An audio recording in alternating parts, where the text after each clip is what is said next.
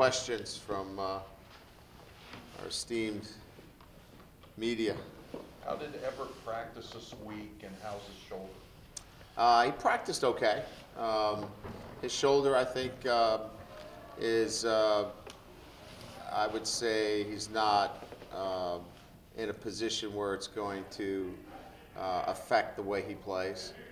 He's a little sore, but I don't think it's a situation where he goes into the game and it affects the way he throws or plays the game. You know, we were careful with him. You know, we didn't have him take every single rep. We gave Malik a little work too.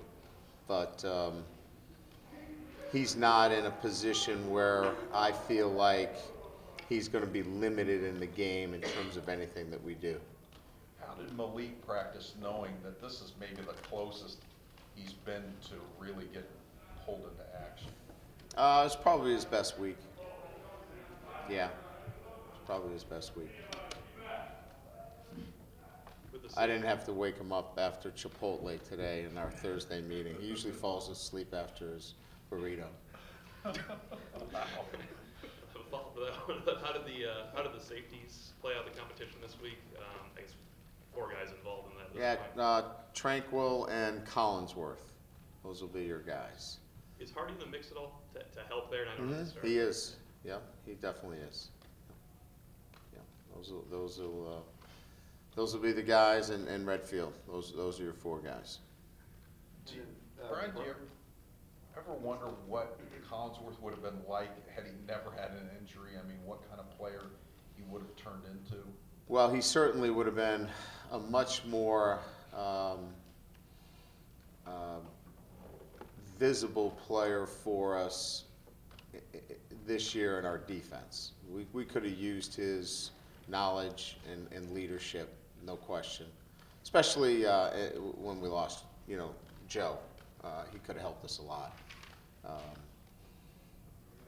So I think he would have. I think the story would have been a big senior year in my estimation. Yes. You two both, does he start? Yes, he'll start. And then Rochelle, you're going to follow through with that and rotate him between end? Yeah, and we're going to take the red shirt off of Jay Hayes. Jay Hayes is going to play, so he'll be part of the rotation as well as with Tusak. He'll play as well. That had to be an interesting conversation with Hayes. I mean, it was a difficult decision for me to make. Yeah, we're going to play him a minimum of 30 plays. We'll up him to about 40. We'll get about 10 days to 2 weeks of practices, and then another 40. We want to get him to 100 reps. We feel like if I get him to 100 reps, Colin Hill's got 94, Blankenship's got 103, Cage has got 113 this year in totality. So if we can get him up to 100 reps and a couple of weeks of practice, we'll feel as though we did by him the right thing to get him enough reps and enough work to make it worthwhile.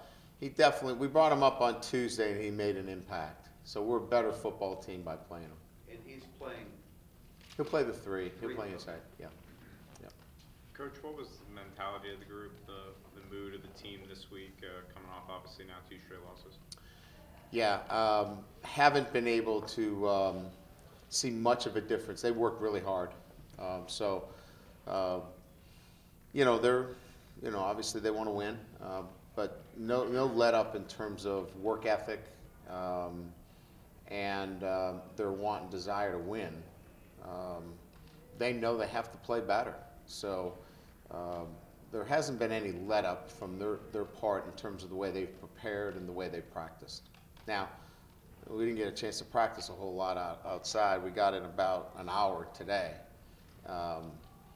But their practice was what I would have expected if we were undefeated at this point.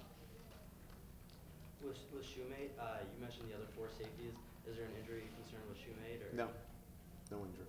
Okay, he didn't mention himself, I'm sure. Yeah. And Saturday, he seemed a little bit limited compared to his normal workload. He was fine then too. He's fine, no injuries at all. No. Brian, can you tell us a little bit about Jay Hayes, what you saw in him that made him some, because you had mentioned him earlier in the year about maybe losing the red shirt, and what kind of player we might expect to see Saturday? He is physically able to compete with, you know, our first 5 guys on the offensive line. So he can physically go in there toe-to-toe and has the strength to go with them on a play-by-play basis. So already has the physical ability to do that. Where we lost him a little bit early on was he just got a little lost in terms of packages. You know, he wasn't in our first and second down packages, so he was in a sub-package evaluation. And in that sub-package evaluation, we kind of look more towards edge rusher types. Now with the need for more inside guys, he certainly showed himself to be a guy that can come in and help us, you know, and upgrade what we have currently. And did, either this week or in earlier weeks, did you ever get close with Bonner or Johnny Williams? No, those guys were not. The only guy that has ever been, Jay Hayes has been ready every week. We were hoping not to play him. And it was a difficult decision. I mean, I've had to weigh a lot of factors, you know, a lot of factors, you know, from my standpoint. You know, historically, you know, we don't, you know, we think Jay Hayes can play at the next level. You know, we think he's that good of a player. We haven't had a lot of NFL defensive linemen hang around here for 5 years.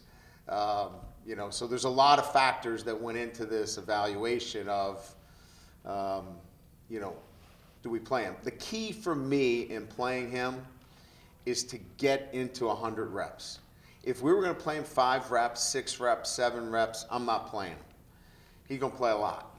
He's going to play a lot. And that's why I feel like in this instance to get 3 games against what we consider to be are going to be 3 very good opponents plus a mini spring ball. Now he can go compete with Trombetti, Blankenship, those guys that already have, you know, some defense under their belt, and he can go beat them out and compete with them. I would guess that he's pretty excited about it. I mean, I know that, you know, you're the one that really has to balance having fun. He's probably pretty excited that he's going to play against Louisville, USC in a bowl game, as opposed to a guy that's been is apparently working hard on the scout team. Yeah, you know, look, I mean, your first response is, yeah, I'm ready to go. And then I'm sure he went back to the dorms and, you know, somebody talked to him and said, you crazy? You know, they're going to pull your red shirt off with 2 games to go? That's generally how it goes. I don't know if that happened or not. But generally what I do is I get him to practice the first day, and the first thing I want to do is I want to hear from my defensive coaches and say, all right, what do you think? Can he impact the game? Can he make us a better football team? Can he help us win? And if I get an affirmative on that, then I got to make a decision. So then I sat down with him and said, what do you think? Can you wrap your arms around this decision? And he was all in. So I went with it. It was not an easy decision. And these ones that are that late in the season are never easy ones. Brian, when you envision how this game would transpire in a victory for you, Sure. How do you see it? Is this a slugfest, low-scoring game? Does it have to be high-scoring for you to win? How do you see it? I think we have to eliminate big plays defensively. We can't give them big play runs and passes. I think first and foremost we have to be more effective against the run. You know, we've lost a very good player inside with Sheldon Day, but we have to be committed to stopping the run. And I think offensively, we have to run the offense that we've run without the mistakes that we've made in terms of turning the football over. If that's the case, we think we can score enough points to win the football game. Kyle McCarthy got some good news the other We day. got awesome news. He is cancer-free, and he was able to tell our football team that, and it's probably the best news we got all week. So we're pretty excited to hear. Former captain and Notre Dame, kid that has just had an unbelievable year. If you can think of what he's gone through, it's absolutely amazing. What's been his role the last couple of weeks? It's been hard for us to gauge how much he's been involved.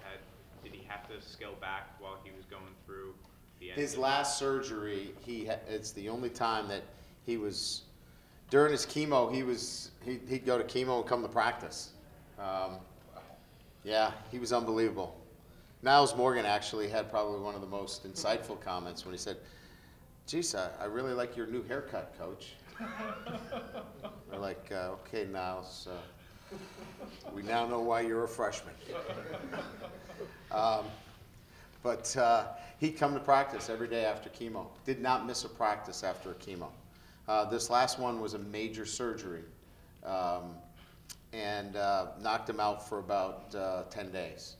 And that's the first time he missed any significant time. He's back up, and he's back on the field coaching. Did he miss just the Arizona State game, or did he miss Northwestern as well? No, he was back. He was back in the box for Northwestern. He missed the Arizona State game. Will Pat Eilers stick around through the season? Oh yeah, absolutely. Yeah, he's been incredible in terms of his ability to come in and help us and do a lot of the work that Kyle wasn't able to do on the defensive side of the ball. Very good. It's been a rough couple of weeks, but you obviously still seem very popular on the coaching circuit. Your name's bandied about. Really, I'm popular? Your name's been bandied about for the Florida position. I'm going to Florida Yeah, okay. in about 2 weeks to get some sun. Getting out of here with this weather. What, are you kidding me? So you can write that down. I'm going to Florida. Write it down now. Get it out there. Get it on the news waves. And your thoughts on being listed as an odds-on favorite For what? for the Florida position? Oh yeah, I've been interested in the Florida job. What else am I up for? Anything else? Can I be up for the Notre Dame job? Because we're 7-3 right now. I'm hoping to hold on to this job. That'd be good for me. Any injuries during the week?